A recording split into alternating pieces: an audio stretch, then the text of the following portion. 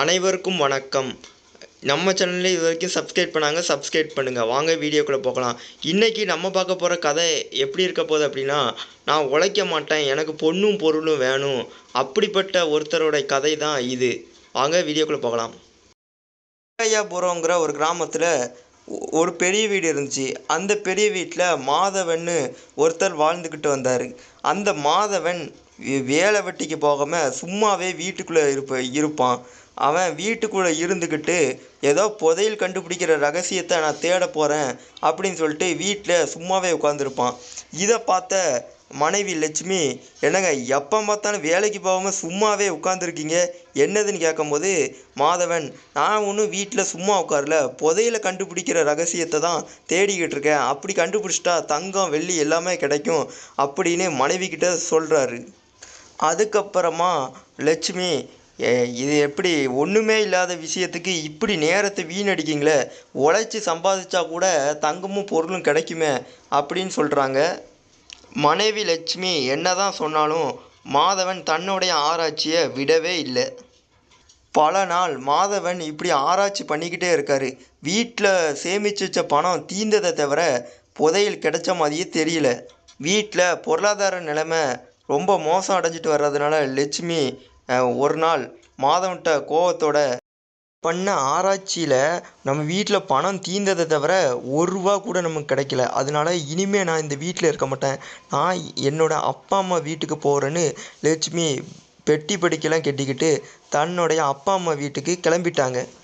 அப்பா அம்மா வீட்டுக்கு போன பிறகு நடந்த விஷயத்தெல்லாம் லட்சுமி சொல்கிறாங்க. அப்போ லட்சுமியோடைய அப்பா ராமையா ஒரு திட்டம் தீட்டுறாரு. உடனே மாதவனை கூட்டிகிட்டு வர சொல்கிறாரு. லட்சுமியும் மாதவனை தன்னுடைய அப்பா கிட்ட கூட்டிகிட்டு வராங்க.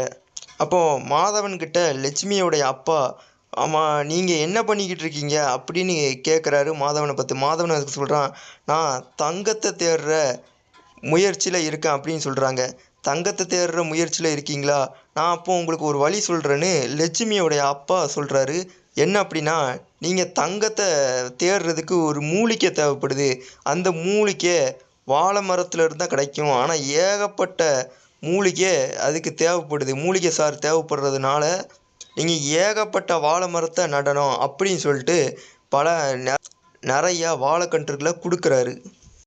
கேட்ட மாதவன், அப்படியா, அப்போ நான் இந்த வாழை மரத்தெல்லாம் வளர்த்து நான் பெருசாகிக்கிட்டா எனக்கு தங்கம்லாம் கிடைக்குமா அப்படின்னு சொல்லிட்டு ஆர்வத்தோட எல்லா வாழைக்கண்ணையும் வாங்கிட்டு வீட்டு தோட்டத்தில் போய் நட்டி வைக்க ஆரம்பித்தான். நட்டி வைக்கிறது மட்டும் இல்லாமல் கடுமையாக உழைக்கிறான். வாழை மரத்துக்கெலாம் பயங்கரமாக தண்ணி பாய்ச்சுறான். வாழை மரம் ஒரு வருஷத்துக்கு பிறகு நல்லா வளர்ந்துருச்சு. அப்படி வாழை மரம் வளர்ந்த பிறகு வாழை மரத்துலேருந்து ஏகப்பட்ட வருமானம் பார்க்கலான்னு லட்சுமி மாதவனுக்கு யோசனை சொல்கிறாங்க. மாதவன் அதுவும் சரிதான் சொல்லிட்டு வாழை மரத்தில் இருக்க வாழைப்பழம், வாழைப்பூ இதெல்லாம் தூக்கிட்டு மார்க்கெட்டுக்கு போய் விற்பனை பண்ணுறாங்க. நல்ல லாபம் வருது. ஒரு 5 வருஷத்துக்கு பிறகு அவங்க நல்லா வளர்ச்சி அடைகிறாங்க. மாதவன் எதிர்பார்த்த மாதிரியே தங்கம் பொருள் இதெல்லாம் கிடைக்குது. அதுக்கப்புறமா மாதவன் யோசிக்கிறான், நம்ம எதிர்பார்த்ததை விட நமக்கு தங்கம் கிடச்சிருக்க அப்படின்னு யோசிக்கிறான். அங்கே வந்த லட்சுமியோட அப்பா சொல்கிறாரு, இங்கே பாரு மாதவா, தங்கத்தை சம்பாதிக்கலாம், ஆனால் நம்ம சும்மாவே உட்காந்துருந்தா சம்பாதிக்க முடியாது, உழைப்பு போட்டால் மட்டும்தான் நம்ம எல்லாத்தையும் சம்பாதிக்க முடியும். வாழ்க்கையில் குறுக்கு வழியில் சம்பாதிக்கிறது வெற்றியை தராது, அது தற்காலிகமான வெற்றி தான். ஆனால் கடின உழைப்போட பொறுமையாக இருந்து சம்பாதிச்சோம்னா அதான் மிகப்பெரிய வெற்றின்னு சொல்கிறாரு. நம்மளும் இந்த கதையிலேருந்து அதான் புரிஞ்சுக்கணும், நம்ம குறுக்கு வழியில் சம்பாதிக்காமல் நேர்மையாக சம்பாதிக்கணும். கடினமாக உழைக்கிறது தான் நமக்கு மிகப்பெரிய சந்தோஷத்தை தரும். இந்த மாதவன் இந்த மாதிரி புதையலை தேடுறேன் அதெல்லாம் நம்ம பண்ணுறது நம்மளோட நேரத்தோட வீண் தான். நம்ம உழைக்கிறது மூலிமா நம்ம நினச்சதை சம்பாதிக்கலாம் ஒரு நாள். நன்றி.